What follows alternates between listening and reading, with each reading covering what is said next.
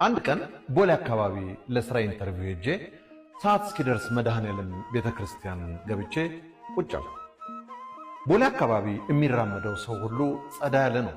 በተለይ ሴቶች ተቆራጭ ኬክ ይመስላሉ። ሁሉም ባቅሚቲ ዘንጦ ይረማመዳል፣ ቤተክርስቲያንም ጭምር። ታዲያ ትንሽ እንደቆየሁ በሱፍ ቂቅ ያሉ ሽማግሌ አጠገቤ መጥተው ቁጭ አሉ። ጠረናቸው የሀብታም ነው።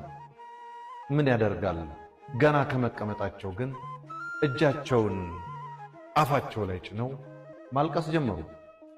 መጀመሪያ ጸሎት ነው ብዬ ዝም ብል፣ ሲያበሱት ግን ምን ነው አባባ እምረዳዎት ነገር አለ አልኳቸው። ልጄ መድኃኒቴን ጣልኩኝ፣ አንድ የነበረኝን መድኃኒት ጣልኩት እያሉ ጉልበታቸውን የተመተሙት ያዙ። ወዲያው ነገሩ ቅፈላ መሆኑን ገባኝ።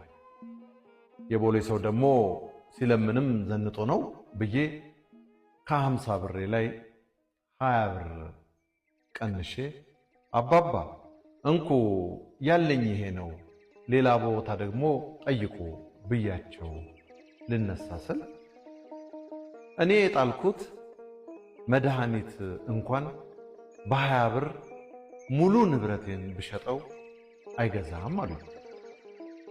ህመማቸው ከባድ መሆኑን ጠረጠርኩኝ። አባባ ህመሞት ምን ይሆን አልኳቸው፣ መልሱን ለማዳመጥ እየጓጓሁ። ህመሜማ ኃጢአት ነው ልጄ። እንዳንተ ወጣት እያለሁ ከገጠር መጥቼ እግሬ የጣለኝ እዚህ ነው። ምስኪን ነበርኩ። ጸሎት ባላቅም የነገዬን ፈርቼ ፈጣሪ እንጀራ እንዲሰጠኝ ጠየቅኩት። ታዲያ ምንም ሳልጉላላ ከዚህ እንደወጣሁ አንድ ሰው ለቤት አገልጋይ ልሆን ወሰደኝ። ሰውየውን ታምኜ ለረጅም ዓመት አገለገልኩት። እሱም እንደ ልጁ አስተምሮኝ ንብረቱን አውርሶኝ ሞተ። በአንዴ ሀብታም ሆንኩኝ።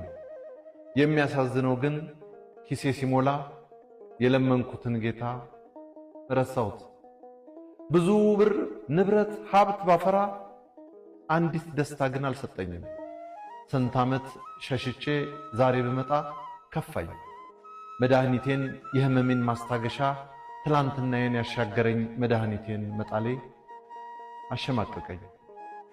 አደራ ምንም ቢሞላ እርፍ፣ ኑሮ ቢደላ መድኃኒትህን እንዳትጥል።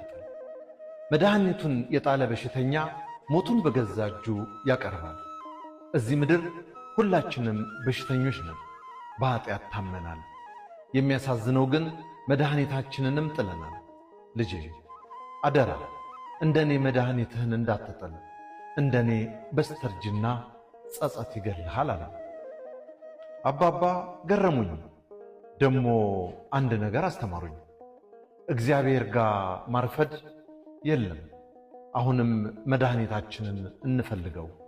ተሳልማችሁ እለፉ፣ ጸልያችሁ ዋሉ። ቆሞ ለመሄድ ለጸሎት ትንሽ በርከክ ማለት ግድ ነው። ምናችንንም እንጥል ይሆናል።